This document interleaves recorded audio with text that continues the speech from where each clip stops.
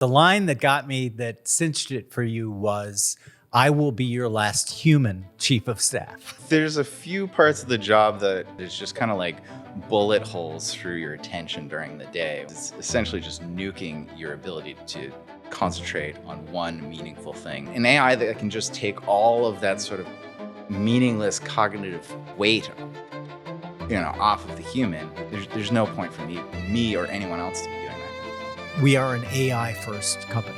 Anything that can be done by AI should be done by AI. Welcome back to Infinite Loops. I'm Jim O'Shaughnessy. Today's guest is Jean-Marc Daecius. He is an amazing artist. He is an amazing programmer, and he is one of the highest agency people that I've ever met. Please enjoy my conversation with Jean-Marc. Let's do your superhero backstory, because when we were chatting before we decided to record, we both agreed that your CV, unless you had a nutcase like me, being able to not pay it. I didn't even look at your CV, to be honest. But when I learned of it after hiring you, I'm like, wow, it's pretty cool that you got this job. Yeah, it's kind of like hyperstition, but I never even would have gone for a job like this, to be totally honest. But the situation here is much different than what I think most chief of staffs would be dealing with. So it's I think it dovetails nicely into the fact that I don't have a traditional CV for this kind of position. Well, the position is also a bit different than what I think most chiefs of staff might be accustomed to. Yeah, and although we use the terms, we are essentially in real time trying to create a completely new sort of company. AI first in all of our verticals, everything that we're doing. The line that got me, that cinched it for you, was, "I will be your last human chief of staff." Elaborate on that a little bit. Well, there's a few parts of the job that, like any job, is like, this is a little annoying. Like, particularly with email. It's like there's so much that is just kind of like bullet holes through your attention during the day, when it's like you check 5 emails, and then all of a sudden, by the time you're done with the 5th, you have like 6 more, and it's like, all right, I'm not getting anything done. Like, yes, email is a useful communicative tool, but there's a huge trade-off there, because it's essentially just nuking your ability to concentrate on one meaningful thing that actually has ROI for a given period of time, where you can actually make progress on it. I think AI can handle a lot of that shenanigans that happens in emails, where it's like, all right, I guess I needed to read this. I guess I needed to be updated on this. I would much prefer, at the end of the day and at the beginning of the day, I check a little app that I've built, and it's like, here are, a little ticker tape of things that I need to know that have been aggregated from emails that I haven't actually gotten to since I last looked at it, and here's like a short list of meetings, and then my highest priority items. So like integrate a to-do list into it. And so then an AI that also has the context of all of my priorities, my personal priorities, my work priorities, and then the priorities of the company can, crunch all of that and then give me like a short list of things that I should work on. It's like, all right, you have a lot of meetings today. You have a couple of emails that will require some time. So you don't actually have much time for any like deep work. So your to-do list has been reshuffled to reflect that. And so it's like, all right, here's a few little easy things that have, been on the back burner that you can just knock out with a little bit of available time that you have. And then the next day it's like, all right, I got one meeting in the morning. Emails are kind of light. Block off this huge thing and tackle this next big phase of a project, like a coding project that I'm working on. So an AI that can just take all of that sort of meaningless cognitive weight off of the human would be great, because there's no point for me or anyone else to be doing that kind of thing. And you deftly avoided my question about your superhero backstory, so we can truncate it. And like, you've done so many different things, which I find super cool. What one of those things that you did do you think was the most helpful for you, the role you occupy now? Oh man, playing with Legos when I was a kid, maybe? No. Actually, my first entrepreneurial endeavor was actually accidental and slightly illegal. I was living in Vancouver in a tiny studio apartment, and I remember I'd gotten like a decent paying job, and like 2 months in, I looked at my bank statement, and I'm like, why do I have no money? And I look at my credit card statement, I was like, whoa, booze is like really expensive in Vancouver. And, my reaction to that was, well, how hard can it be to make whiskey? And so I spent the next 9 months studying, separation sciences, and built a 6-foot fractioning column, complete with a gram condenser, in my tiny studio apartment, and distilled my own vodka, gin, rum, and whiskey, even barrel aged the whiskey myself. And it wasn't until I was doing my first run and I actually tasted this, got it up to 94% ethanol. I tasted it, I was like, oh, this is good. And I had a friend over at the time, and they were like, is this legal? And I was like, I didn't think about that at all. But I'd also spent quite a bit of money building this copper still. And so I wanted to make my money back. So I may have traded a few boxes of booze for money with some friends. So wait. So the headline is, Jim, being chief of staff of O'Shaughnessy Ventures, the best prior skill I got was from bootlegging. Well, I mean, it was essentially a complete business that was founded on an experiment of curiosity that required a lot of tinkering and a lot of hands-on building in order to get it to work. So it was this initial question of well, how hard can this be? And of course, Hofstadter's law, it always takes much longer than you think it will, especially when you take into account Hofstadter's law. But then it, unintended, it developed into this business experiment that, well, I'd had all of these costs, and it's well, I want to recoup these costs a little bit. And so, I was young at the time, and I'd never really thought of starting a business at the time. Obviously, it wasn't a legitimate business. It was just really a hobby. But it was the first time that I made something that earned an unexpected dollar in that sense. And so I think the lessons involved in that entire little hobby experiment extrapolate really well to pretty much every product or service or business experiment that I've run since, and have run since I've come on board here. So it's all right, this is a cool idea, but what will the ROI on it be? Is this actually going to move the needle? Is this actually a decent business experiment, or is this really just fulfilling some curiosity? Fulfilling curiosity can be great. It can be useful because it can lead into unexpected unknown unknowns where you can find a little bit of gold, and then it's all right, we were kind of like the Bell's lab, where it's all right, a whole bunch of scientists just do cool stuff, and then they uncover all sorts of things that eventually do have higher ROI. But that all being said, I think it is good to every sort of proposal or idea go through that litmus test of can we see a viable ROI here? Yeah. And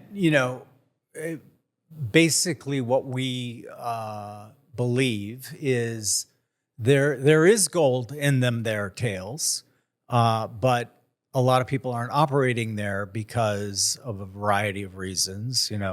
It's for example, with AI Lab, we think that we're going to be able to develop some very commercially successful software that people will use and love, but we have kind of an edge in that no VC would touch it because the market isn't big enough, right?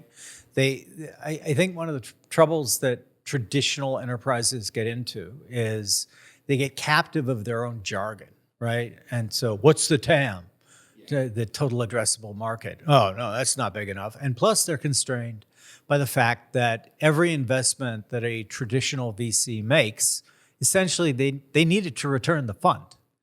And we are not under any of those problems. Yeah, it's kind of like they have incentives that create scope paralysis, so they can't zoom into something that would actually be very much worth their while because of those incentives that you outlined, and then because of that, that kind of becomes an habit. So if they move into some other area, they might still have those like, their zoom is basically stuck. Whereas here, there's just so much freedom in terms of like, well, how high could that go? How low can we address it and still like a meaningful ROI? Even if something's like just an internal tool, it doesn't have immediate ROI, but it has like, once you compare it to an industry standard, so, and then you scale that, across time, it's like, oh, actually, this is going to save a ton of money over time. So yeah, I do think about scope paralysis quite a bit, and it's often the very mistake that I'm making when I'm trying to work on something and I'm stuck. I often have to be like, all right, I got to shake my head out of the grass and like stand up and be like, all right, bird's eye view, what's going on. And I think also we're a fairly interesting crew here in that, like, if you are not a highly agentic person, you're not going to make it here, right? Like, I'm not running a kindergarten, and neither are you. And so there's a lot of people who think that like writing furiously about something and posting it on social media, that shows them. Whereas value of that is precisely zero for most endeavors. What's it feel like? What's it feel like you've worked at a bunch of different places. One of the things that we try to do here is, show me. You're very good at that. Yeah, I had an idea that I bounced off you based on something that Jimmy said in one of the monthly meetings. And I bounced the idea off you, and your response was, sounds really cool, like write up a proposal for it. And so I went home that weekend, and I was like, I've never written a proposal for anything. I guess I'll take a shot at this. And I was like, oh, it'd be really cool if I could show what the UI of this thing would look like.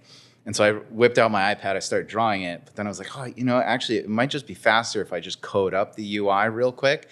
And so I did that, and once I had like it on the browser, I was like, well, I'll take a shot at the back end, just see how far I get. And so Monday morning rolled around, I was like, I don't know if you remember, I was like, Jim, so you asked me to write a proposal, and I didn't do it. You were like, okay. I was like, but I built a working MVP. Do you want to check it out? And you were thrilled. So that developed into a tool that we use almost every day now.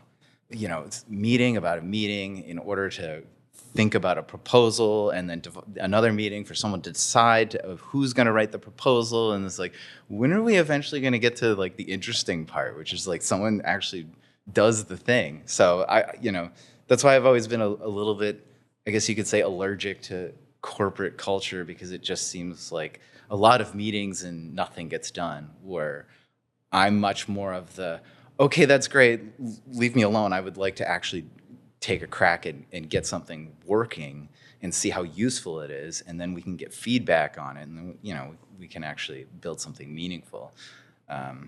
That's the number one thing that I think I love about being here. But perhaps maybe not having the traditional CV also, these go hand in hand, because I just never wanted to go through jump through all these hoops in order to like build a CV in order to get this kind of job. It's like, no, I was always much more concerned with like, no, I just want to actually do things that are interesting and give me real feedback, as opposed to more gold stars. Yeah, well, even when I was in a more traditional environment, I think 80% of internal corporate meetings are masturbatory and a total waste of time. And I think the challenge with that is that people think that they're accomplishing something. I had 10 meetings today. Who the fuck cares? Did you do anything today?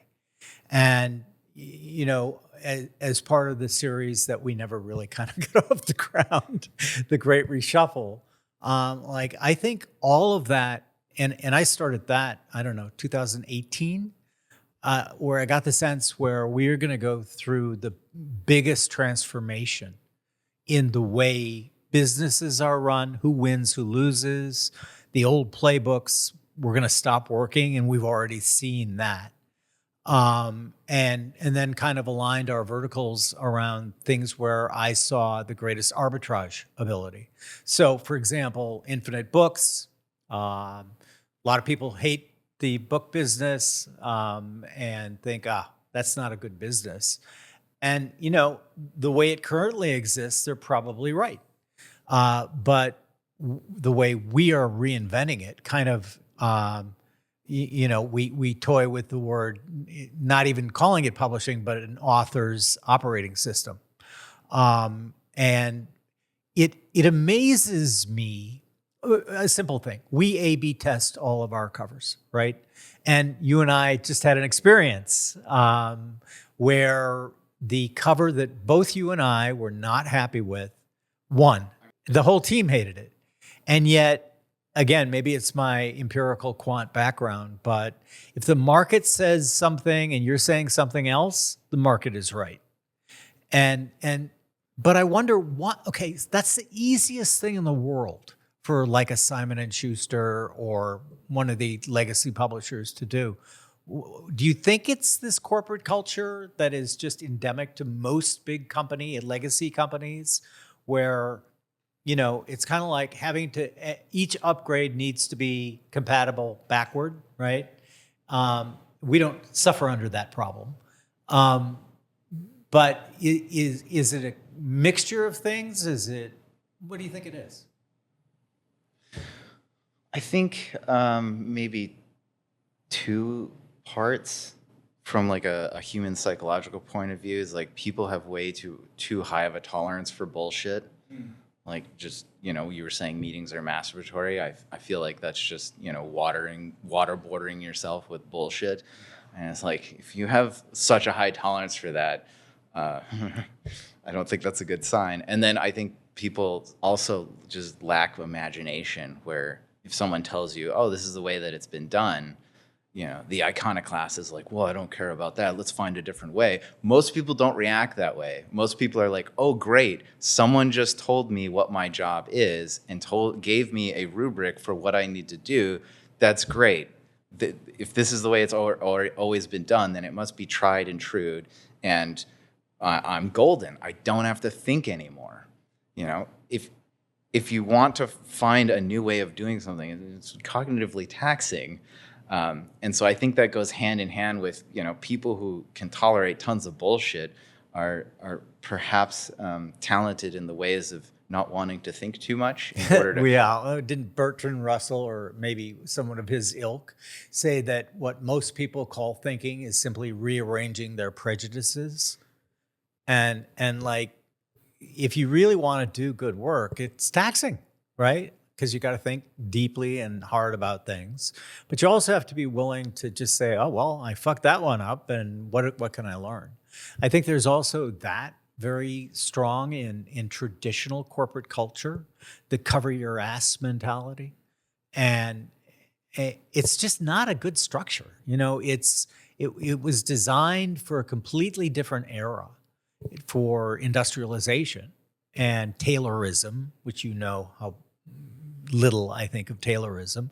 But to be fair, for the time that Taylor came up with all of these ideas, they made sense, right? Because you were supposed to do one thing. You pull that crank, right, on a big industrial assembly line.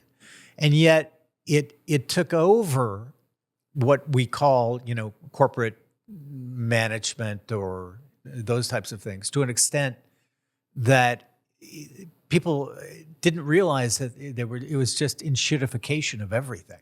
Yeah, I guess constant meetings are like the doom scrolling of the corporate world. I mean, honestly, and I think that's one of the reasons why I like LinkedIn. They feel fine over there. It's like, oh, he got a promotion. Wow. I guess I'll now mimetically become envious of him and try to bring him down. I think that we are very fortunate in that This isn't exactly a startup, right? Because we don't have to worry about funding and all those kinds of things. And your average startup founder spends what, 60% of their time on raising money or keeping investors informed, monitoring the situation. And so we don't have to do any of that bullshit. And we also have a culture that like bullshitting is not appreciated unless it's like shit posting or having fun. I mean, how many people do you really think right now could thrive in an environment like this? So, for example, we'll talk about this right now. You just did a post for our Substack, which is fascinating. You told me about it months ago, and I rode you relentlessly to write it. But you're a good writer too, and you know how many places are you chief of staff? But hey, I also want that Substack from you on AI and ag. Talk a little bit about that because I think it was a fascinating idea. Yeah, first, thanks for letting me do that. It's a lot of fun to have it broadcasted on the OSverse. Some really nice feedback on it too so far, which is great. So the basic thesis is that the same argument that you're making about Taylorism and how that's infected the corporate world in this overly bureaucratic, bloated, meeting-heavy way. Vogons.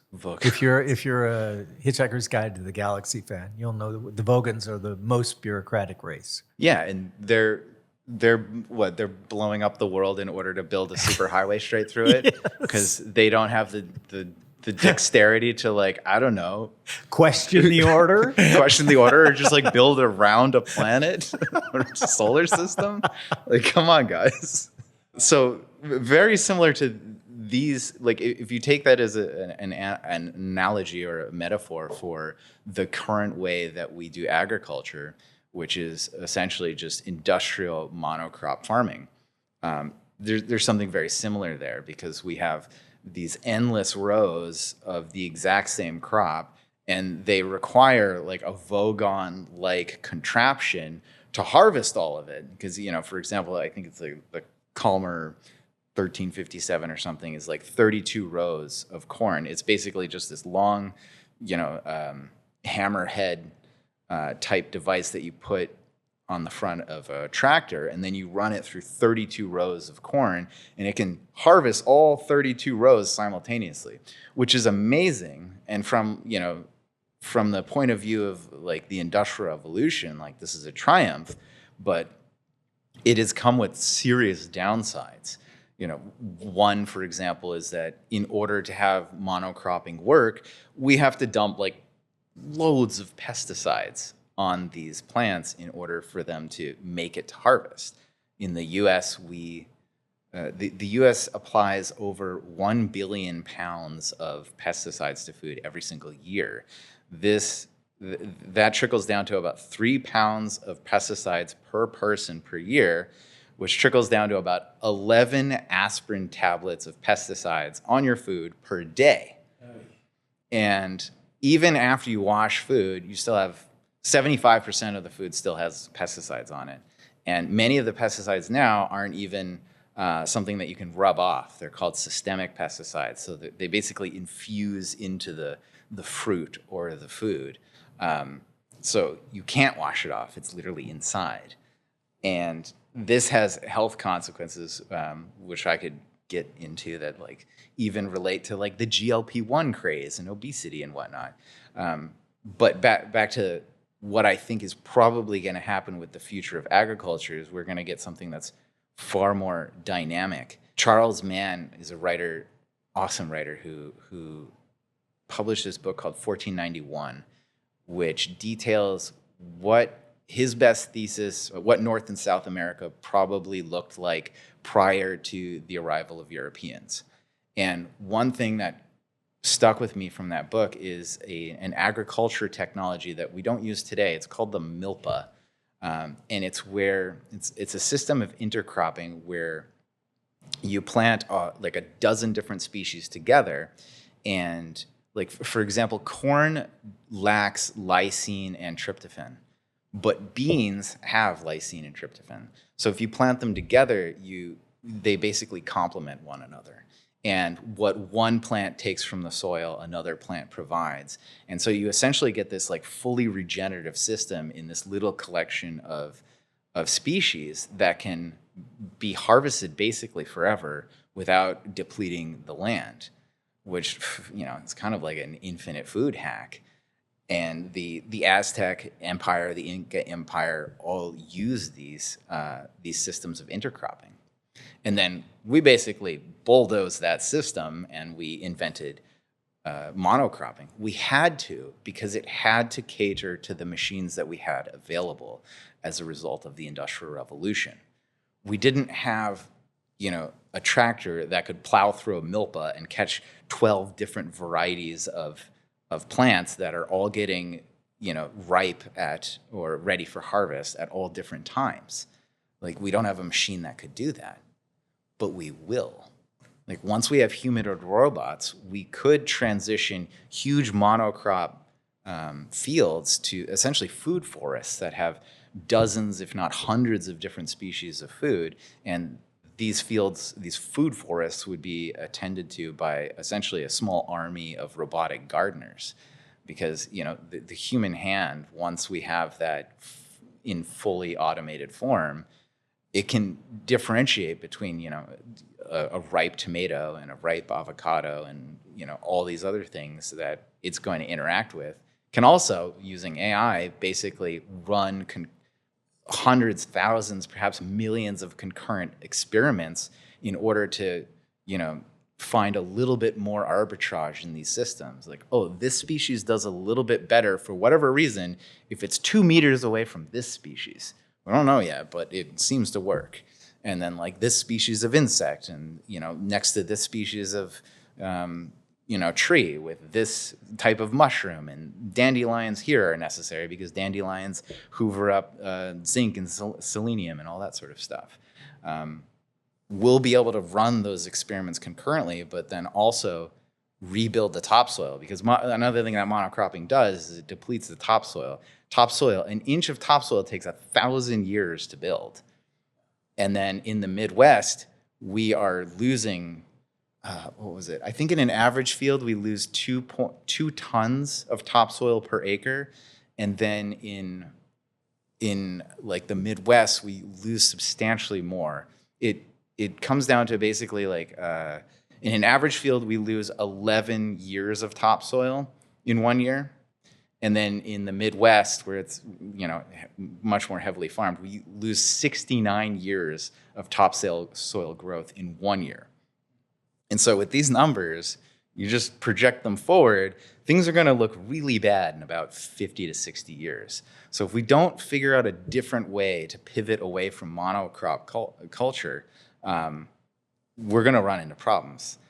The other thing about like this sort of milpa style food forest is that you won't need pesticides because you have all of this intraspecies competition. It alleviates basically all of the problems that you get with a huge field of corn, which can be just like destroyed overnight by one particular species of bug. You just don't get that if you have this diverse ecosystem of plants and insects that are all interacting together. So then you can do away with the pesticides. The topsoil comes back. That means that the ground can hold more water. Like, there's just so many benefits here. So I outlined all of that in this Future of Food. You know what I love about it too is that it kind of speaks to our overall thesis brilliantly, right? Monocultures are bad. Just in humans, in any variety, when you slip into a monoculture, bad shit happens. Using food as the example. Yeah, for when that was the way it had to be done, that was the way it had to be done because we were limited and constrained by the technology and the hardware and rigs available to us. But that's no longer the case. And part of our thesis is that everything's going to become customizable, and so can food, right? And then, you know, I guess with a tilt to my fierce anti-authoritarianism, You've got to look at a system that it goes at things top down. And one thinks, of course, of Mao and the sparrows. And for people who aren't aware of this, Mao decided that he was going to collectivize all of the farms in China, and he fucking hated those sparrows too. And so they literally killed all of the sparrows in China with disastrous effects because the sparrows were eating the bugs that were destroying the crops, right? And it just, to me, it makes me go crazy. Like, people don't think of second and tertiary effects of anything. And then take an ideology that thinks it has the answers to everything. And one of them happens to be, the supreme leader doesn't like those fucking sparrows, so we got to wipe them out. And like millions of people starved to death. And so one of the reasons why I'm so incredibly bullish on this new era is it doesn't have to be like that anymore. And your article is a perfect example of how it doesn't have to be that way anymore. And one of our themes is that we are an AI first company, meaning that anything that can be done by AI should be done by AI. Because why should I want you, who's incredibly creative, incredibly productive, like why should I want you doing like horribly boring and tedious jobs that AI can do much more brilliantly and quickly and all of that? And I sometimes think when I talk to people who are like normies, who aren't like looking at this stuff, and why should they, right? I get that. Those inside kind of the AI bubble, we've drunk the Kool-Aid and everything. And so, we think, oh man, they're just promoting the hell out of this and maybe they should tone it down a little. I think we're not promoting it enough because there's a huge class of people. This just isn't their thing, right? And that's a shame because they themselves, like Steve Jobs very famously said, a computer was a bicycle for the mind. AI is a rocket ship for creativity, for leverage, for all of these things. And that was one thing we aligned on like immediately. Give our listeners and viewers some more of your, I don't want to steal the credit for your ideas. So talk a bit about more of some of the workflows that are just unlocking time, talent, and the need for huge overhead. Just to comment on the normies, I think there's something that could be said about like the school system, which, indoctrinates this high tolerance for bullshit and this. Oh, like, it's totally fucked. It's FUBAR, fucked up beyond all recognition. Like a good example is, I think, traditional advertising is just, it's very much like monocrop culture where you're just spraying and praying at like, thousands, millions of people. With the idea that like, oh, it'll work for some of them. But like for most of them, fingers crossed. Yeah, fingers crossed. But for most of them, you're actually wasting their time and attention, even if it's just like a tiny little bit of a scroll. And it's irritating. It's irritating, but you add all of that up over a lifetime, and it's like people are wasting just ungodly amounts of just tiny little slices of cognitive attention that could be devoted to, more fulfilling life. And so like, what's the humanoid robot food forest gardener version of advertising in that sense? It's very much like a really great recommendation from a friend where like, like Liberty or comes to you and is like, all right, this movie, you got to watch it. You're going to be like, he never misses, so I'm going to watch this. Essentially, that was an advertisement. He just advertised this movie to you, but it doesn't feel like that because it feels organic. It feels human. It's customized to you because a human is behind it. Whereas, the majority of advertising is just like a bad billboard. I'm just like, why did I even just look at that? I had to because it was on my screen and I had to like click out of it in order to get the thing out of, obviously. So I think in the age of AI, we can use AI to figure out if someone is like a good fit for a recommendation for something, where advertising doesn't become this sort of like waterboarding the population with something that we want to sell, but more of like oh, here are the 385 people in this pool who've expressed interest in similar things that would be a good fit for this. Let's contact them. That just seems like a much better use of everyone's attention, and much less waste. So, Well, and you're being modest. We really drill down, and we find not only the nearest neighbor audience, right? We also look at their work, and they're like, "Oh, wow, look, he just wrote an essay that he's gonna love this book." But then we bring up the essay, right? And a lot of that, the reason I feel so comfortable with that is I would welcome that email. If somebody like took the time to read What Works on Wall Street, right? And they found a book that was really similar but different with a lot of new information. And I got an email, kind of citing the findings from What Works. Wow, they actually read the book. Most people simply use it for personal protection or as a door jamb because it's this thick.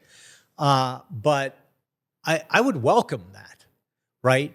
And the way we're doing it is, I think, somewhat similar. You're probably not going to get an email from Infinite Books, Infinite Films, Infinite Media if we haven't done our homework on who you are as a person. It's all about really trust. And I would trust the company that I never got a bullshit, spammy type email from.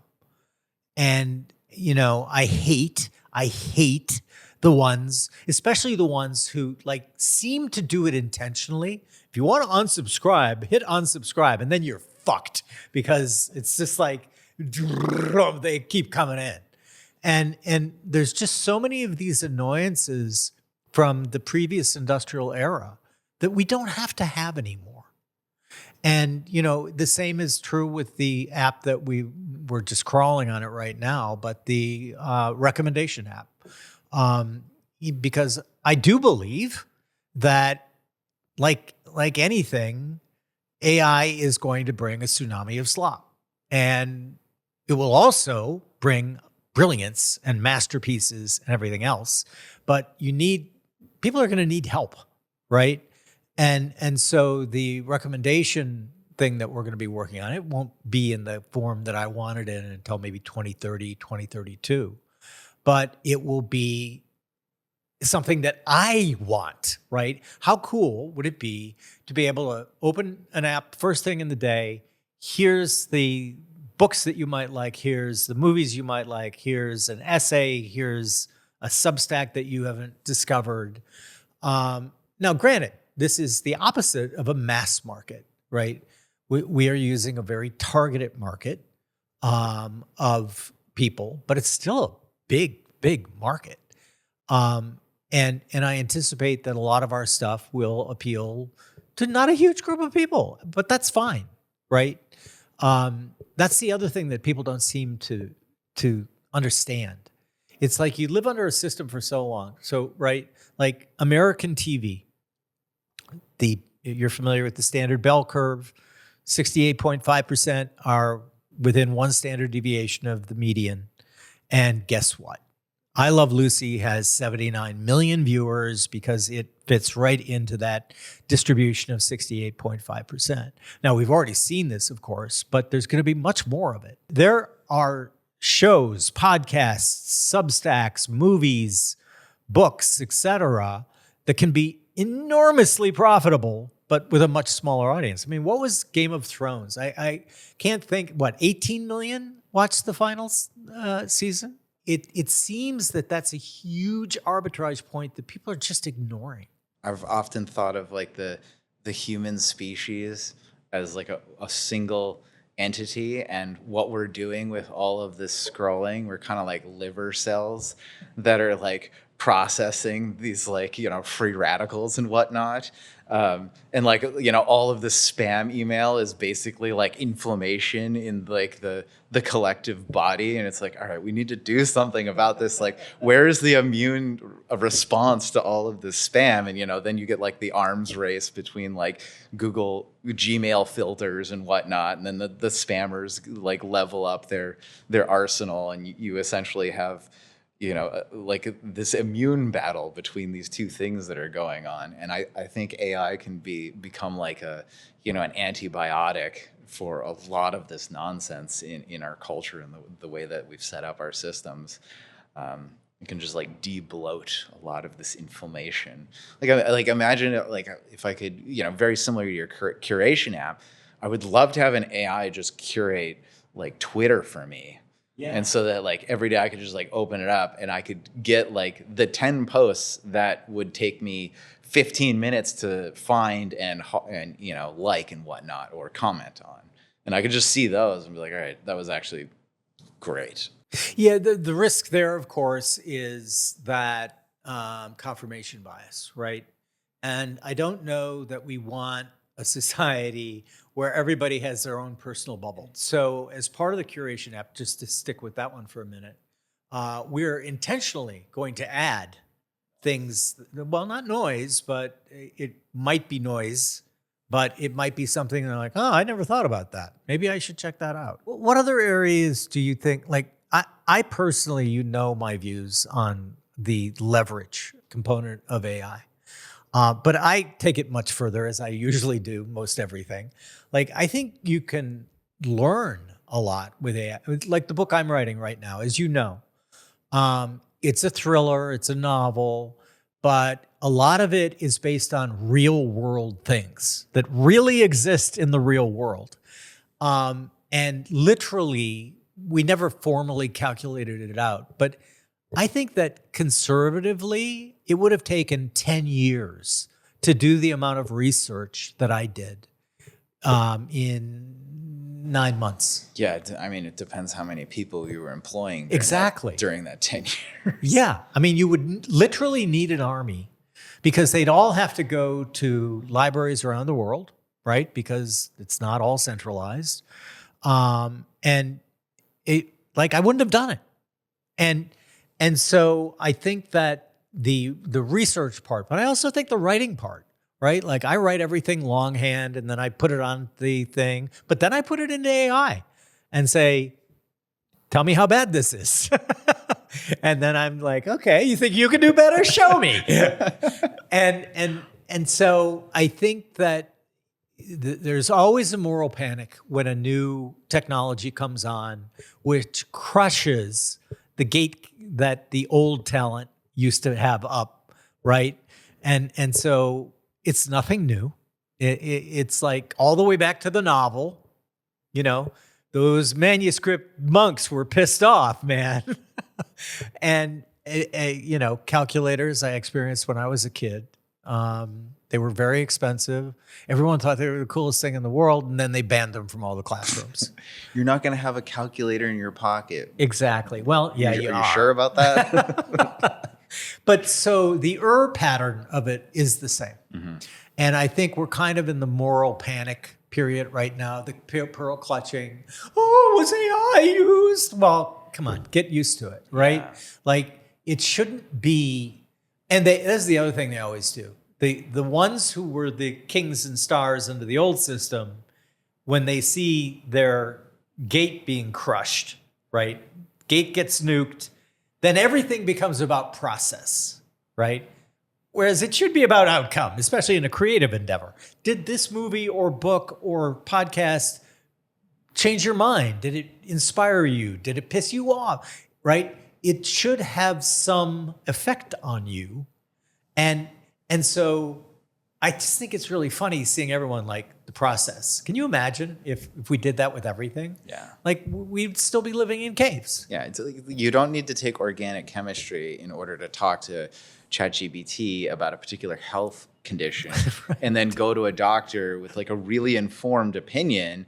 And then you get like this smug sort of gaslighty like rebuke from the doctor. It's like, did you ChatGPT that? It's like, well, yes, I did, but like, am I wrong? Like, is my premise here that I'm proposing to you incorrect? And it's like, oh, but that's not the thing that you're focusing on. You're focusing on how I got to this information. Right. Yes, I did use ChatGPT, and I want some actual answers because now I have like a little bit of context around this, which previously most people didn't. And then they were just at the behest of like whether they had a good doctor or not, and whether that doctor was like well informed about whatever the issue was. That's been one of my favorite and most eye-opening examples. You were talking about like using AI to educate. Like the amount that I've learned about health since ChatGPT dropped has been like unbelievable. Like the things that I've been able to do personally, just like taking blood tests and like plopping those into various AIs and being like, all right, give me a read. Like it's been incredible. It's like, oh man, I wish I had this like a couple decades ago. Well, as you know, you've seen the actual journal from 1983 or whatever, in which I spend page after page talking. I didn't call it AI, begging and pleading for it to come. Now, we're enthusiasts, right? And so I doubt that a lot of people out there are going to be doing their own blood work and sending it to, a lab and having it processed. But even in that old 68.5%, so many lives could be made materially better by just embracing the technology for simple things like learning. I mean, we talked about the school system, yet another relic of the industrial era, right? It was like industrialists saying to imagine, industrialists had influence on governments? The shock. But basically, they're saying to them, yeah, what we need you to do here is we need the kid to not be curious, not be controversial. We want them to have a correct answer machine installed in their head, and there is only one correct answer, and that's the one we're supplying, right? And it's like there's a high tolerance for bullshit. Yeah, high tolerance for bullshit. There's a reason why I liked Pink Floyd's song about, hey, teacher, leave them kids alone. But rather than just go on and rant about it, there are now alternatives. And I think it's really easy to root against things. And so I always look for things to root for. And I think that in the field of AI and across disciplines, right? There is so much to root for. I mean, I look at my grandchildren and the ways that they are using AI, and it's really clever. And it's one of those unknown unknowns, right? And this idea that did you ever see the movie Matilda? Oh yeah, that's a good one. Right. Like all of my kids love Matilda, especially my girls, and I just remember that scene. Why? Because I'm big and you're little. I'm right and you're wrong. I'm the adult and you're the kid. It's like, that's just so much bullshit. And we can unlock, really what we've done, and I get a little extreme here, but like school and a lot of current curriculum is designed to crush creativity, crush that way of thinking. And it doesn't have to be like that anymore. With AI, we've invested in several AI companies for education. What other areas do you think are kind of intuitive for where AI could be like an amazing unlock? Well, before answering that, just to address something that you said about like people criticizing it, like they're so quick to criticize. And when I hear a criticism of AI, the first thing I always ask is like, well, how much do you use it? Yeah. Because if Picasso was in the room and he had a criticism about a particular paintbrush, I would take that criticism very seriously. As would I. Dude probably knows what he's talking about. Whereas, someone who's spent who's only done like 3 or 4 queries on ChatGPT and the free version. Yeah, and like, oh, this sucks. It's like, all right. Well, they're right. The free version does suck. Well, yeah. It's like, all right, you're clearly an authority on this. You're kind of like anyone on Twitter who's like whatever the the subject of the day is you're now an expert in when you actually haven't gone deep on it at all. Like, it's like, what's going on here? We hear a lot about it, but it's almost invisible, which I think might count as not intuitive. Like just Tesla's full self-driving AI. Yeah, amazing. Unbelievably good. Like, and sorry, I will interrupt. You were the guy who converted me. I still don't drive a Tesla, but the firm has one, and it's fucking cool. I mean, and like if you're driving around Midtown Manhattan or downtown here, like the last time I was with you, I was blown away. And you even turned to me and said, if I was driving, we would have gotten into an accident. Yeah. Right? And so the proof's in the pudding there. There's been at least twice in the last like 10 months where I'm like, oh my gosh, if FSD hadn't been operating, like I would not would have been bad. Things would suck right now. It would be bad. Yeah. But the thing is, it's invisible. Yeah. You can't like for example, when cars were first invented, it was super visible and obvious. Like, 1901, a picture of a Manhattan street was like almost all horses and then like one car in the distance and, 2.5 million pounds of horse shit. And then like 15 years later, it was the complete reverse where you had like a sea of cars and, one horse in the background.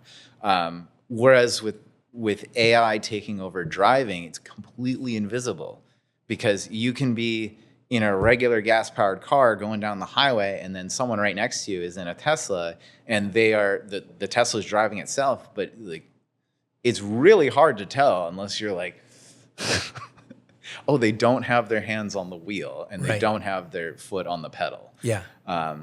So I think that's going to be. I think that's an example of something that's non-intuitive, but which is actually going to have this enormous effect. Tesla's starting to ramp up their robo-taxis in Austin and in San Francisco, and I think those are just going to demolish. At that point, it might become slightly more obvious because then you'll see a car driving around with like no one in it. Yeah. Because like if you do summon on a Tesla in a busy parking lot, like I've done this a few times where like the car is driving itself to me and like it drives past a pedestrian and they're like. There's no one in that fucking car. But some other non-intuitive ways. I just want to make a point about that because I think something people often miss is that my thesis is at least that for your everyday person, they will be beneficiaries of AI because it is invisible. I think that 10, 15 years from now, AI will be like electricity. It'll just be there. And it will be doing yeoman's work, right? It will be doing heavy lifting, the self-driving car being a great example. But people will just get so used to it that, it won't even be remarkable anymore. Well, man, that's kind of the sad thing about technology is that once it becomes a protocol, it ceases to be magical. Yeah. Even though if you went a century before it was invented and introduced that now protocol thing to those people, they would be like, what kind of devil sorcery is this? You'd probably be burned at the stake depending on how far back you went. Yeah. Oh man, it's just yeah, you would. It's just strange how humans have this like immense capacity for becoming inured to wonder and something that's like truly magical while simultaneously having like very crippled imagination and huge tolerance for bullshit. We really are such a strange species. But we're actually quite pro-human here at OSV. But and of course the classic is Louis C.K.'s thing about Wi-Fi in an airplane. He had this great bit where he's like, do you remember the first time you went on an airplane and they had Wi-Fi? How you were like, oh my God, I can't believe it. I'm 30,000 feet above the earth and I can waste my time scrolling Twitter. And then he goes, then the minute it goes out, you go, what the fuck? This is bullshit. But you're absolutely right. But I think that over time that has been a positive for our species, that we are incredibly adaptive. And yeah, it does suck that something that is almost magical in its properties gets taken for granted, right? But I think it's also good for the species. Yeah, I mean, it could just be like an artifact of like the life cycle of a given innovation, because when it's in They're all speeding up. Yeah, well, when it's an MVP stage and Louis C.K. is sitting on a plane and then the Wi-Fi router gets like overloaded, it's like everyone reacts negatively. It's almost like an immune reaction, and that's actually a signal to the people driving that innovation forward. It's like, all right, well, we need to improve this. Clearly, it's wanted, but clearly, it's also failing, and so that's sort of like the MVP stage is like you get feedback real fast on whether it's working, whether it's not. And if you get a high signal on either of those, it means that people are using it, which means like, all right, this is useful. We should keep pursuing this. One of the downsides of a lot of the innovation you and I were chatting about before we started to record, and I admire your point of view about this because I didn't experience it. And it's this idea that there are secondary and tertiary effects to ubiquitous cell phones. And the way you put it is much more direct, but you're under continual surveillance.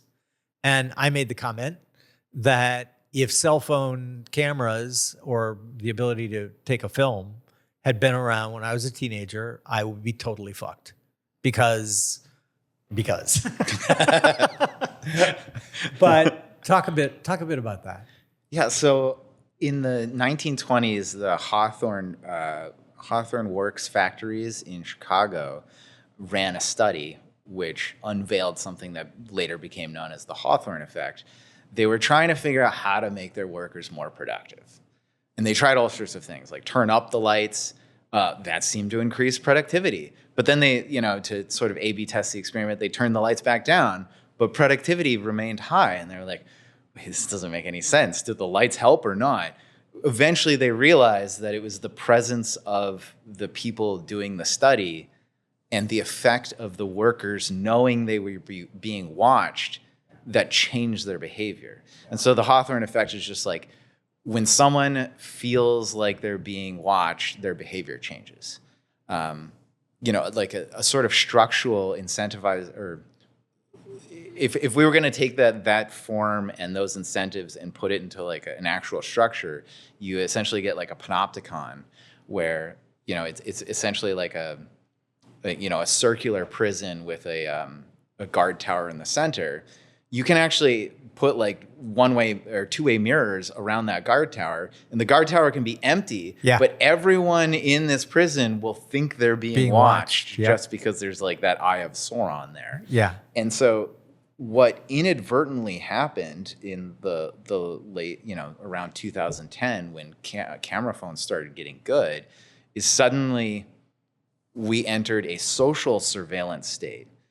And that's particularly pronounced for, high schoolers, where they can't really have fun in the way that other, previous generations did, because now they're hyper aware of the fact that like, oh, everyone has a camera in their pocket. And if I act weird, or if, God forbid, I do some underage drinking or something like that. Underage drinking? People drink when they're underage? Actually, no, they don't anymore. Yeah. Because they've... That was my generation. Yeah, my bad.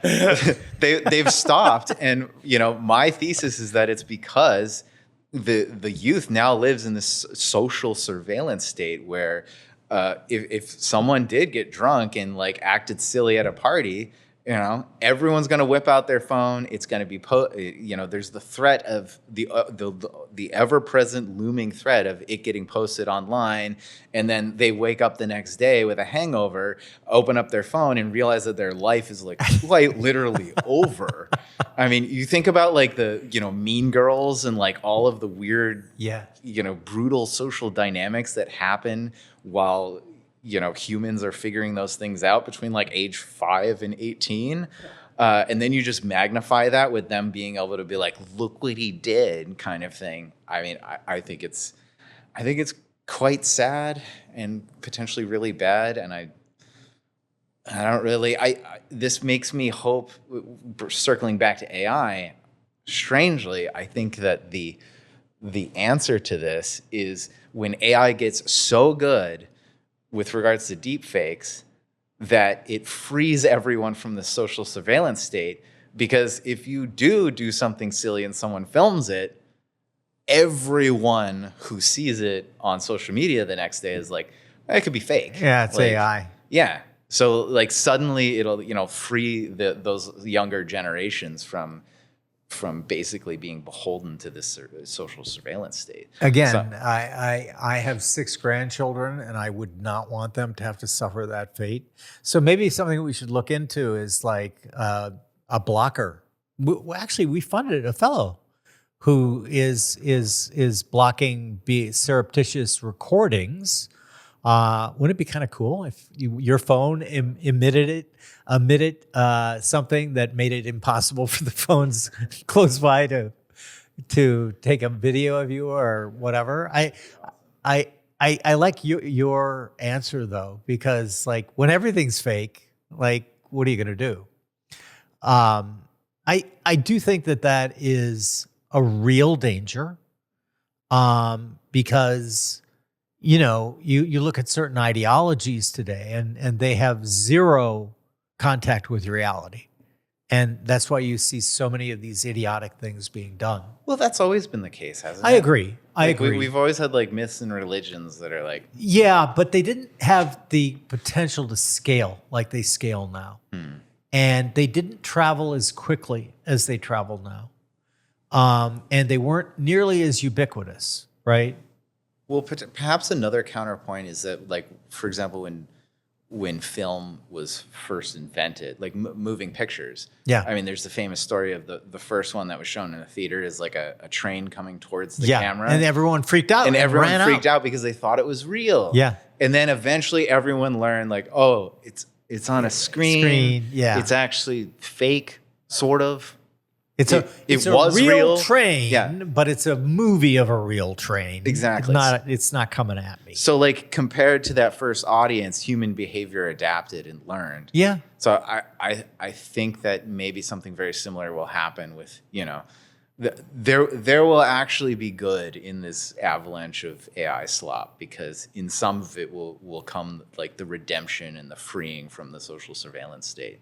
Which I am 100% in favor of. I remember I was horrified when my youngest was a tweener, I guess.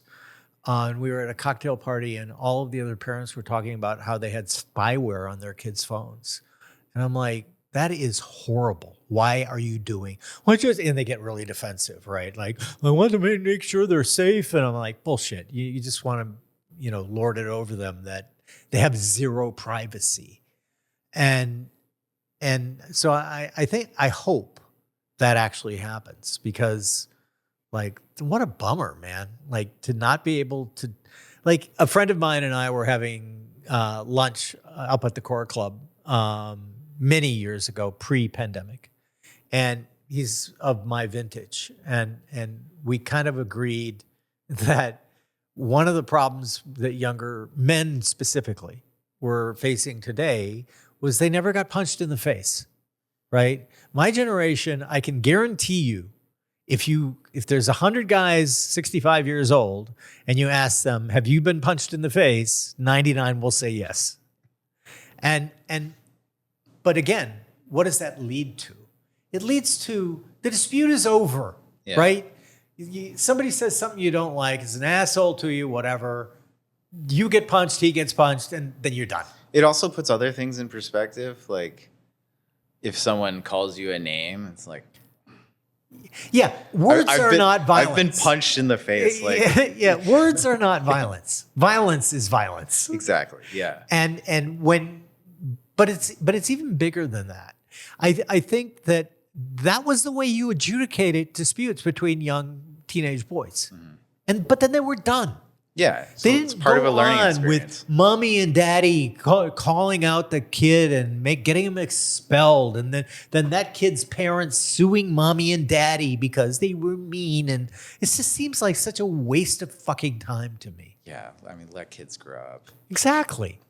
And that's where we do the most learning. I was talking to a neuroscientist once, and he's like, yeah, your average baby is tripping balls 24 hours a day.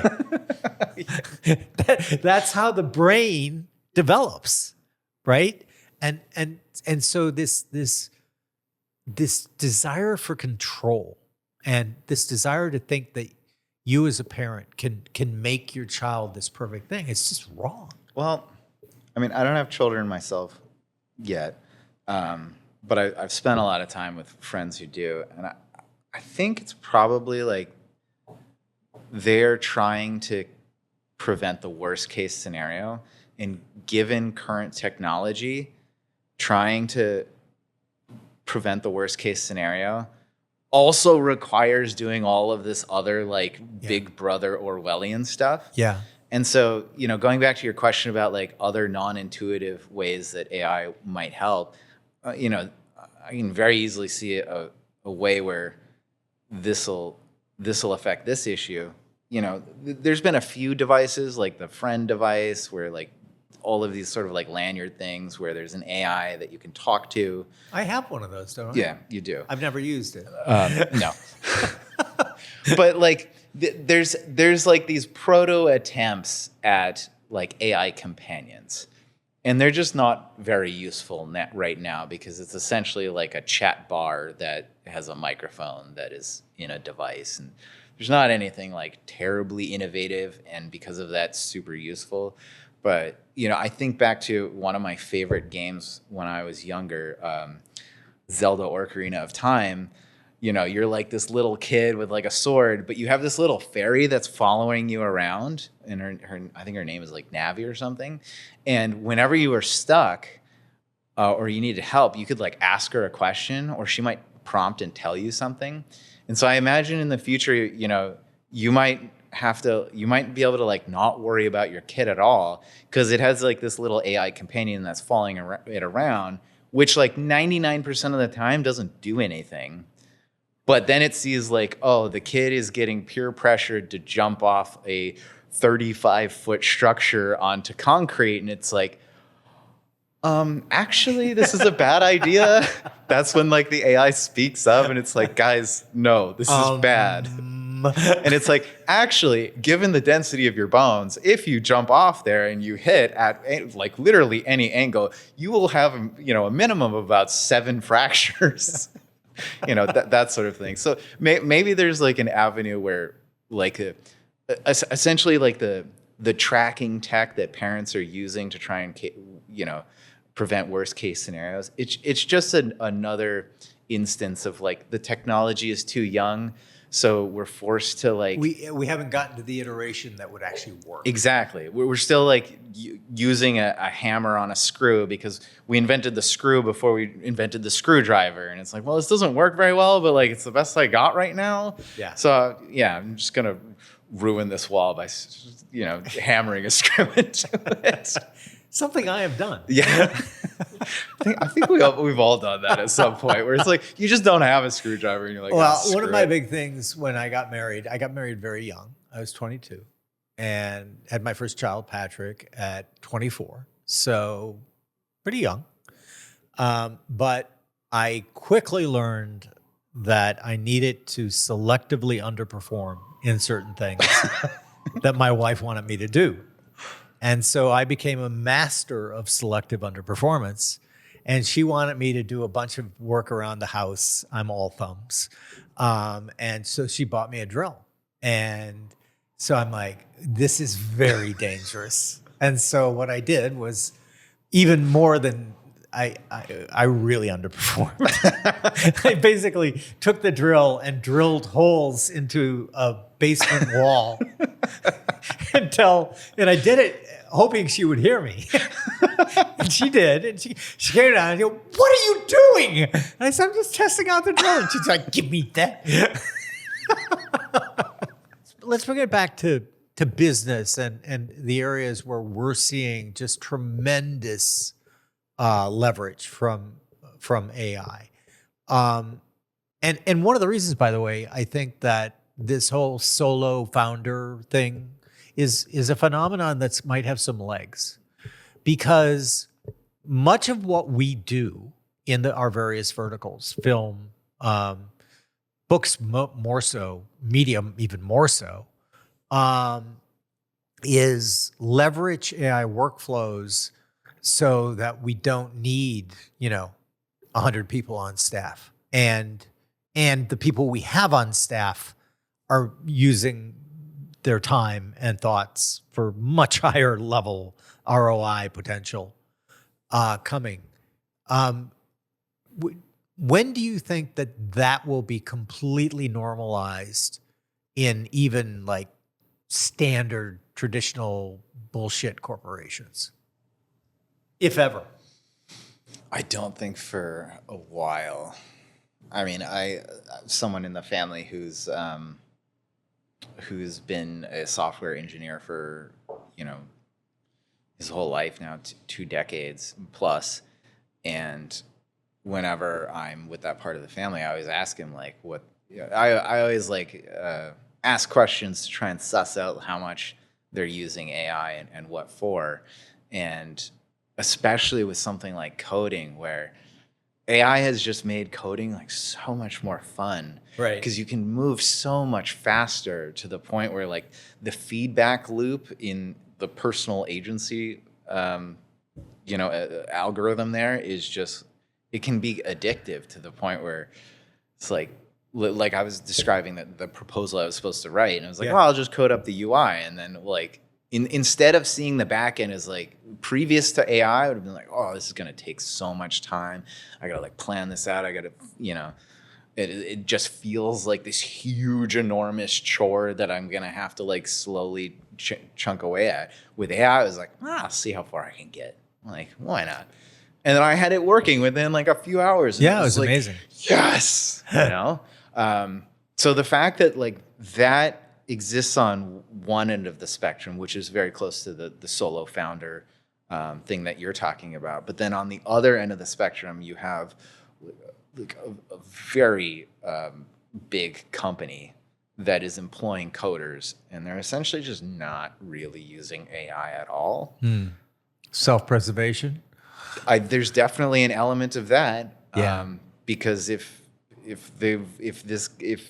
certain power holders within this company were really going to face the music with regards to like what actually is on offer with regards to these tools, they might be like, they might have 2 reactions. One might be like, we can actually cut a bunch of people. Another reaction might be like, our existing people can actually do like 10, 100x more. Yeah. Like, wait a minute, maybe we're thinking too small. Yeah. Maybe we have scope paralysis. Maybe we need to like zoom out and be like, wait a minute, what else can we do? And most of it is performative. Yeah. It isn't real. Yeah. It's like, sorry guys, but one of his things that I've told him is, you guys got to get AI'd out. Teasing. You are artistes of the highest order. We would never. Well, we might.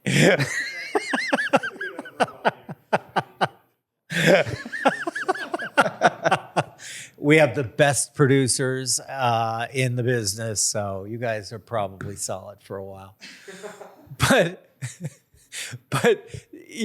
I say that jokingly, but that's the central fear that is driving a lot of people kind of crazy.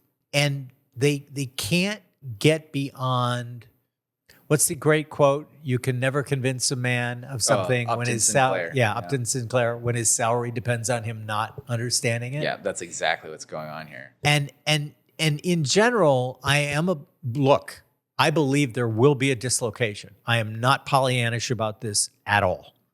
I think we have to do something to take care of that cohort of society. I've said this multiple times. I'm willing to like throw everything against the wall and on fixing that, primarily because people who, through no fault of their own, get disintermediated. And, like think of the 55-year-old guy or woman who's been doing the same thing for 30 years. And, they Yeah, they're really a product of the school system. yeah. The point is that talented people, I'm not worried about talented people, right? You guys will be just fine because you'll figure out a cooler, much more interesting way to do what you love to do. Well, they'll just start using the tool. Right. Exactly. Right. But I am worried about the people who aren't cool and good at what they do. And I shouldn't use that as a pejorative term, who just through no fault of their own, just that isn't their thing. And what are you afraid of happening here? Well, I would hate to see a bunch of pitchforks down in Union Square. I don't want any Ned Ludds to become the cover story of. Is Time even a magazine anymore? Do they still have that? Oh, really? Okay. So, That's so funny.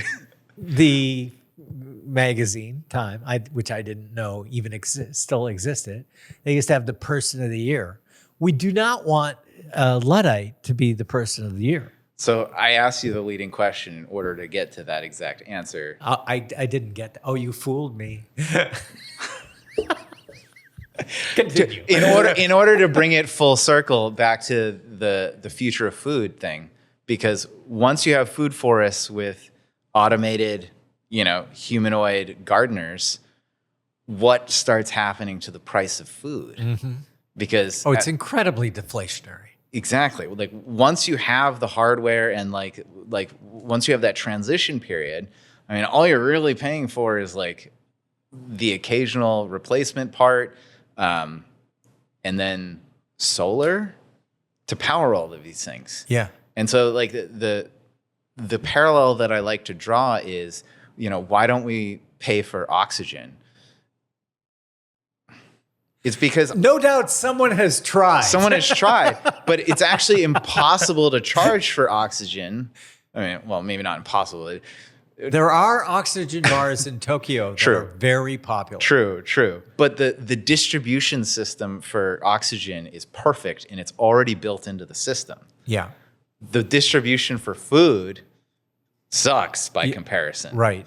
And so like once you automate the growing and harvesting and distribution of food, it will start to trend towards the price of oxygen, which is. And the other thing that's cool about it, and you know how excited I get about this, it's not only does the price go down, the quality goes up. And we have never existed in that kind of world, right?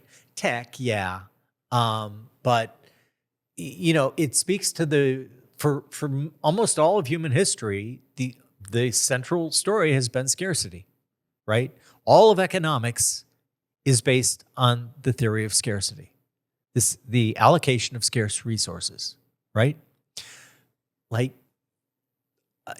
in the world we're going into, scarcity becomes a lot less important for a lot of things. Of course, there'll be enforced fake scarcity because of that old mindset, right? And because we're status monkeys and right and well, it's kind of like fasting today. Like fasting is enforced self-imposed scarcity. Yeah. And so listen, there will always be an elite, right? It'll change as to what that elite is. But I mean, that's human nature, right? The pecking order is real. I used to believe that, you could stand outside the status hierarchy and tell like Will Storr and my friend Rob, who wrote a great book about it, convinced me no. We're all signaling all the fucking time. But the people will figure out new ways to signal, right? Like it would not be at all surprising to me if we see a strong counter trend where everything's in person, where, the most exclusive ticket you could get is not filmed. It's just a one-time event, won't be filmed. And oddly, you'd be able to make a lot of bank on that. I think Netflix is actually going in the wrong direction, because I think like I find myself craving movie theaters even more and more and more. In fact, last night, what was I was trying to watch something with someone, and the UI on Netflix was just like annoying me so much because like I couldn't automatically skip back to the beginning of the episode. Oh yeah, no, don't get me going. And so I had to like Apple is the biggest criminal. Yeah. They fucking ruined iTunes because they let engineers who, want all these cool features, and your average user doesn't want any of them. And they make it so complicated that you abandon the app. That is what moved me to Spotify. This was all Apple Music. We had wonderful playlists, everything else. And then it just got to the point where they so enshittified it that it was unusable. And I see it happening to Apple TV now. And I'm like, it's one of these things where like, is the purpose here to continue to make money and make more money? Like, I'm a capitalist. I can get behind that. Why are you doing this? Yeah, I mean, last night I kind of came to an unexpected realization because the person I was watching it with, while I was trying to like rewind, and it was like going at like, it's like, gosh, this is taking a while. And the comment that someone I was with said is like, oh, it's like rewinding with a VCR. And I was like, this is ridiculous. But it sent me on another tangent of thought when I was like, oh my God, and this relates to the sort of in-person, movie theater experience, which led me to think that I think Netflix is absolutely going in the wrong direction. I thought about the Blockbuster ritual, where you have to drive to Blockbuster, and then you would do it requires an investment. Yes, you had skin in the game. And then you did the perusal where like you had to spend at least 20 minutes just like looking around and, Exactly. By the end of that 20 to 90 minutes, you would finally end up with one and you'd be like, all right, I'm confident. This is good. This is the one. This is going to be good. And it really actually didn't matter how bad the movie was. Right. By the time you actually get back to and put it into the VCR, you are so sold on this experience that you're like, you're going to watch the whole thing. Yeah. And I think that changes the quality of attention that someone brings to the movie. Whereas like Netflix, you can be watching a great movie. You're like 4 minutes in, you're like, I'm just not in the mood for something this serious. Oh, and you just press that line sucked. Yeah, you just press a button, it disappears, and then you spend like most of your time scrolling. But for some reason, the time spent scrolling is not at all equal to the time spent browsing in a Blockbuster. Right. They're both time spent. So the impetus is to think like, oh, there's skin in the game on both ends, but like, no, because you don't have a sense of commitment at the end of that time spent with Netflix. You do with Blockbuster. And so that all just came into my head last night. And so I think it speaks to this point where like, I really think that like in person is just going to continue to like grow and grow and grow because of that. Yeah. I think that probably for the bespoke part of the market, you're absolutely right. I think even though Barnes and Nobles is opening bookstores everywhere, for example, I love bookstores. It used to be a family ritual. We would take the kids there every Sunday, give them as much time. It fits right into your Blockbuster thing. Mm-hmm. But I think 80% of books are moved online. Oh, for sure. And will continue to be. And I think probably 80% of films will be consumed online. Actually, I'd put a caveat on that. I 100% agree with you, but I would say that 100% of book sales where you know exactly which book you want, it's probably going to be online. Yeah. Or it's going to be like 99.9. Yeah. But then if you want to go browsing the explore function, they don't do that well. Amazon does not do that well. And I think it's just more, I don't know if you can capture on a screen what happens in person when you just like, you have a space that you can walk around. The Strand bookstore, which is a few blocks over, I love the place because, and in fact, I would get so guilty because I read most things on the iPad, the Kindle for iPad. Back in the day when I used to still have to travel as the primary sales portfolio manager for OSAM, like literally my bag was nothing but books and always got flagged on weight, right? And so the minute Missy, my wife, gave me a Kindle, like I was done. That was it. Because I could have 1,000 books on this thing and it was just perfect. So I developed that way. But it never, by the way, we always buy a hard copy of a book that we really, really love, just to support the author. And also just so that we can have the physical version too. This also makes for a good gift. Yeah. But I got so guilty going over to the Strand that I ended up having to buy things, even though what I would do is just take pictures of the books that I was interested in and then buy them for Kindle. and I'm like, I feel like a cad here. I really have to buy. So generally what the fix was we love art, as you know, and they've got a great art book selection, and art books are expensive. So I go and buy an art book. Usually to give as a gift. Yeah, I was just gonna say, it sounds like you're speed running a museum when you just like run through and take a picture of the Van Gogh, take a picture of the Rembrandt. You're like, oh, I'm gonna study them later. You know?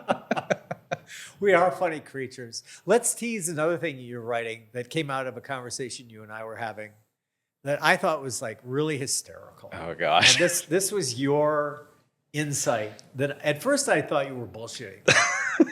And it has to do with the star ratings on books on either Goodreads or Amazon or wherever.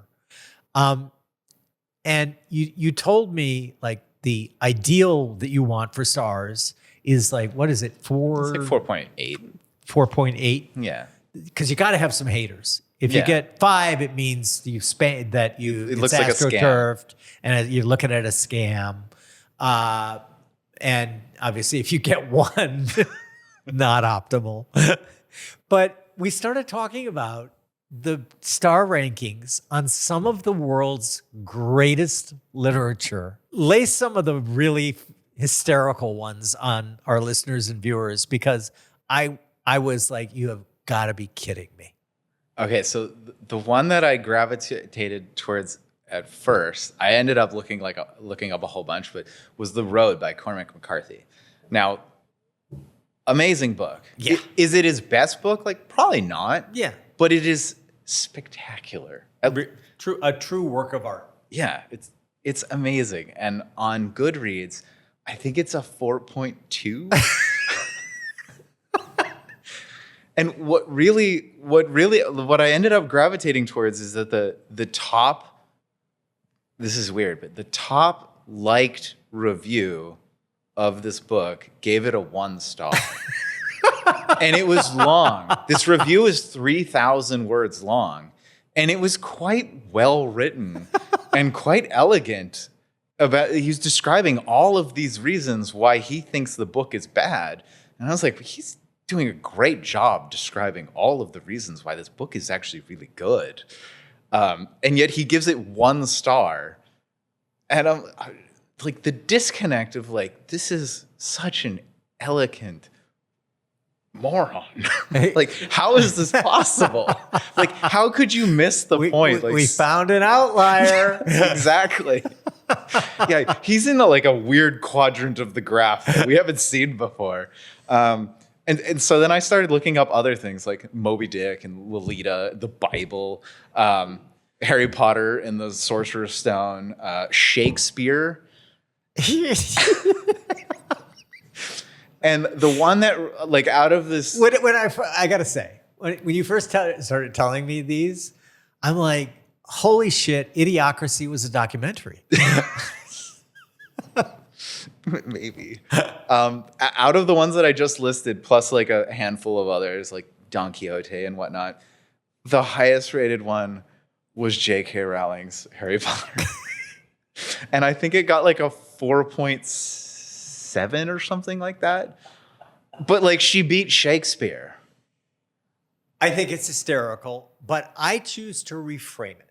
And the way I reframe it is look at these idiots giving Shakespeare lower ratings than J.K. Rowling, although my kids loved her books. They're great books. And they're great books. That's right. But if you're an author or a creator or anything, do you need a better example of, the fact that most of the people out there are not terribly bright? You don't have to be afraid. If Shakespeare is getting 4.1 stars, don't sweat putting anything out there and don't care what the majority think.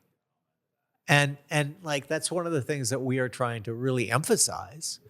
Now, granted, taste is the final mode. And we are putting podcasts and books and films and everything else out there that we think are in really good taste. Well, I'm sure we'll miss a lot. But the notion that you should be afraid of being judged, that's what I loved about this article. Like, these are the greatest literary lights in history. And, 3.9 stars.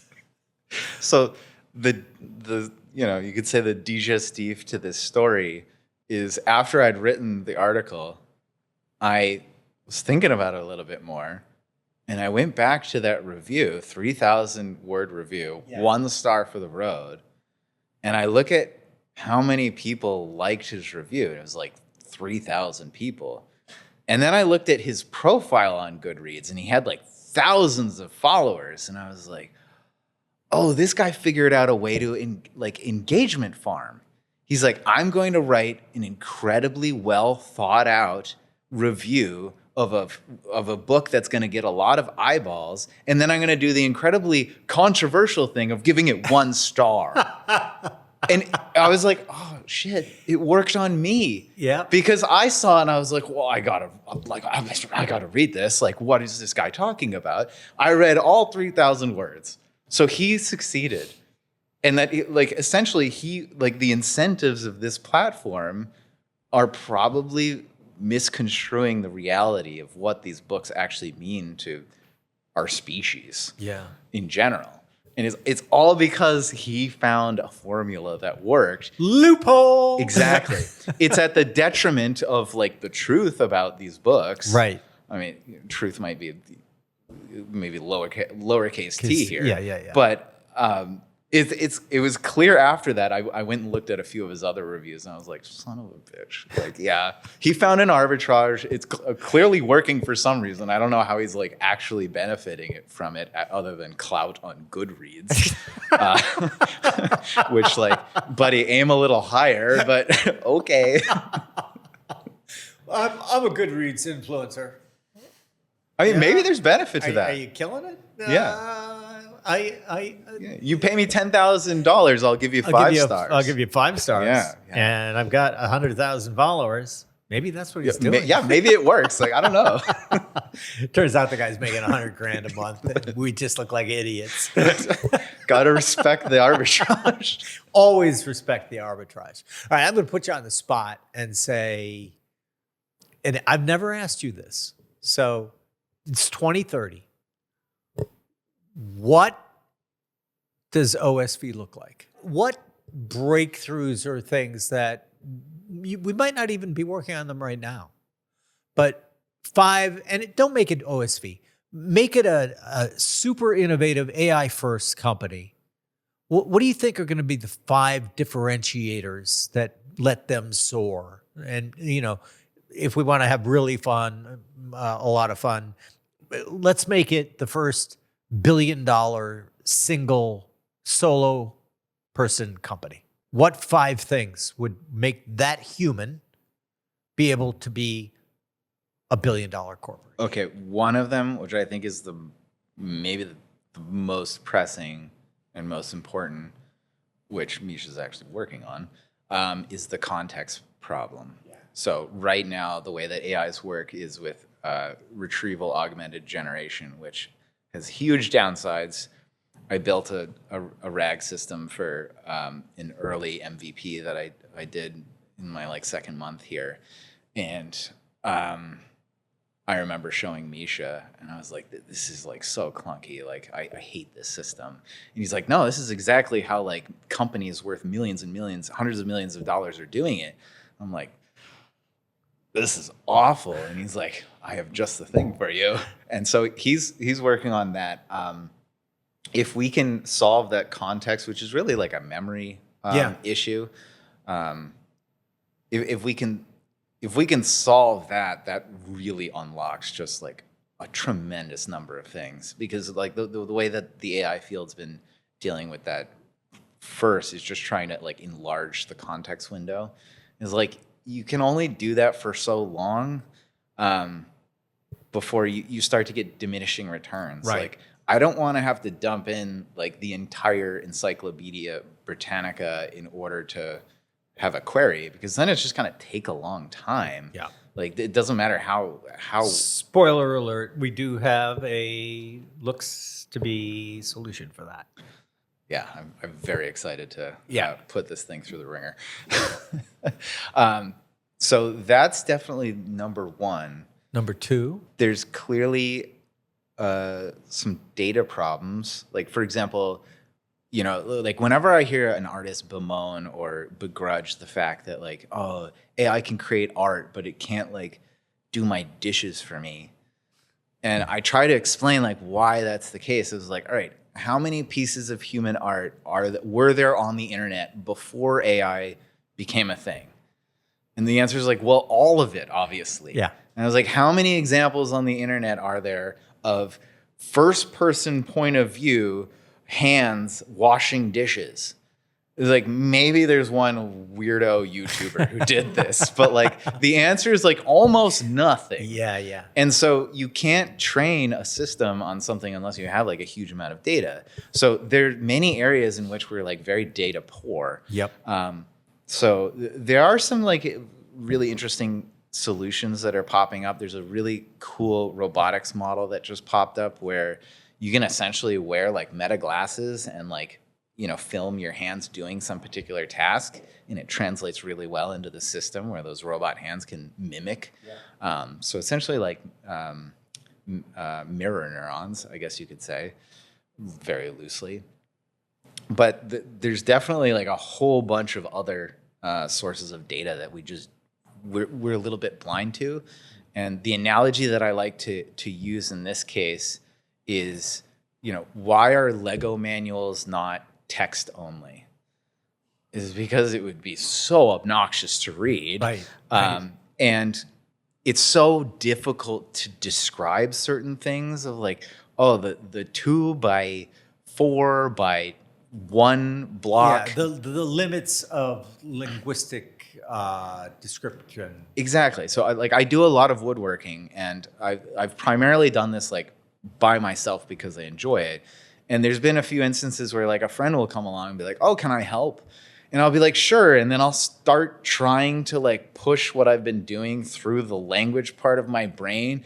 And it's just like, you know what? No, you can't help, because like I'm just shape rotating over here and it doesn't fit through my brain. So there's this huge like 3D area of reality which language doesn't capture very well. And so I'm using that as an analogy to say that there's all sorts of data that we're invisible to the fact that we don't even have it, which we can't even give to an AI.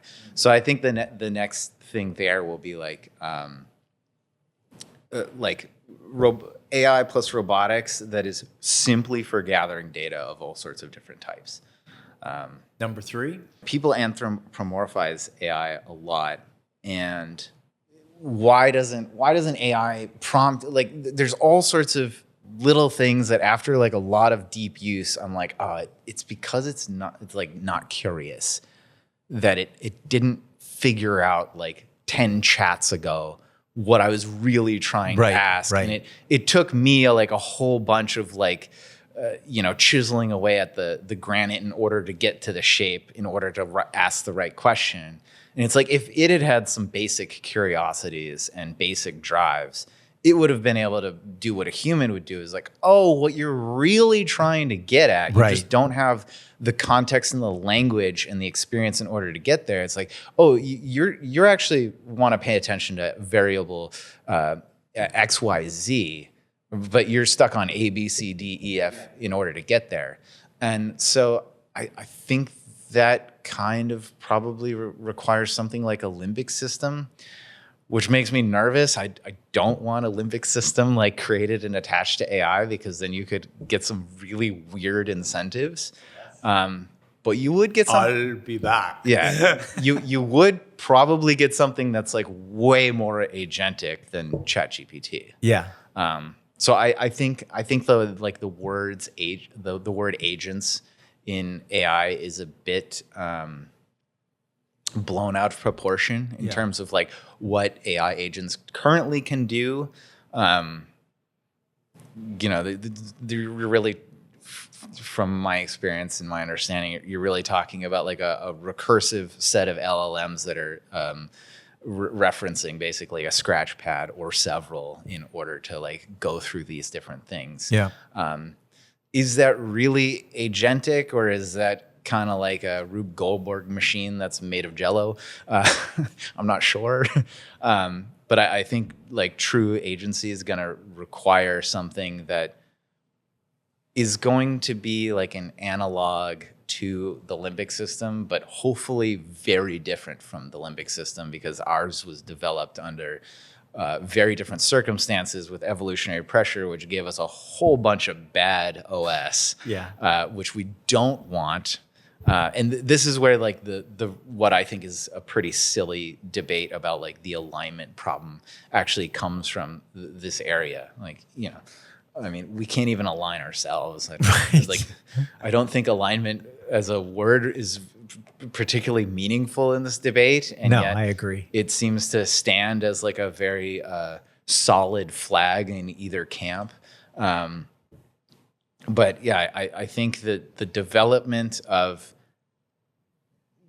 an AGI appropriate limbic system is going to be necessary in order to, really spark life through things like LLMs that are not human input. Because right now it's human input that gets because I picture an LLM as essentially like a giant Galton board, or like a bell curve with all of those, with a bunch of pins, and then you drop the marbles, and then they create the bell curve. So I kind of, if you take out all of the balls and you just have the pins in the grid, any one input or query is essentially you're like dropping a marble at the top, and like most of them are going to fall straight down as part of that bell. And then every once in a while you're going to get like a weird, like, oh, that was strange. It told me that maybe I should end this relationship kind of thing. So yeah, I think an AGI appropriate limbic system would be the thing that would breathe life into that might be worth more than $1 billion. I would like an MVP of that a week from today. Okay. Yeah. You set yourself up for that one. What haven't I asked you that you feel passionate about in terms of anything that we're working on or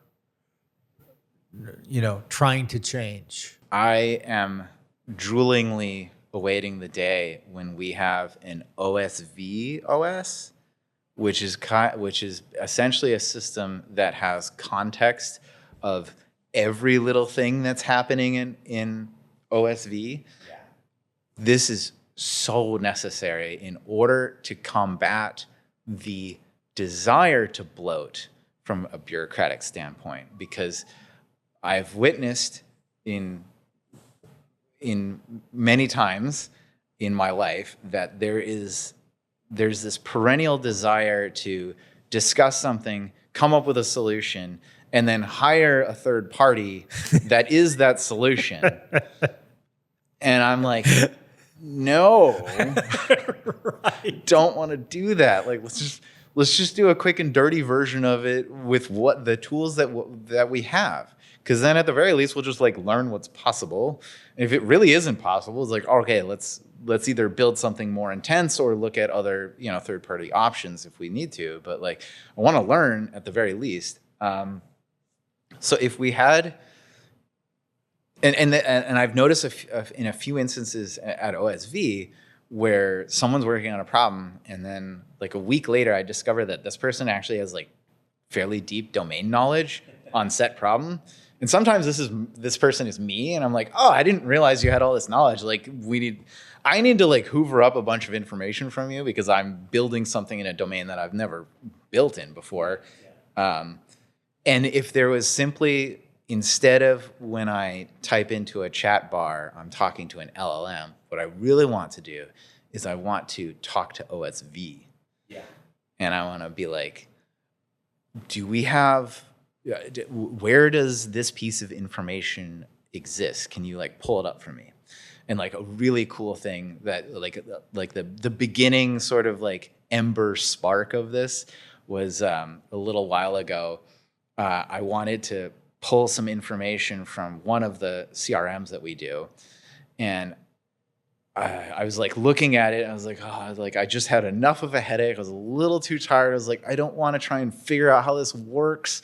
And so I went to the settings and I pulled an API key, and then I threw it into RAI Lab, and I was like, here's the API key for this product. This is the information I need. Can you do this? And it just did it. And I was like, I remember you telling me. I was like, oh my God, thank you. Like, just saved me so much like frustration. Yeah. So I want that just like, a spider with a leg in every corner kind of thing. I love the OSV OS. I think that is another thing that also fits in to the $1 billion solo practitioner. Well, this has been amazingly fun. I always, of course, get to have these conversations with you daily. But as you know, you've got your chance to be emperor of the world.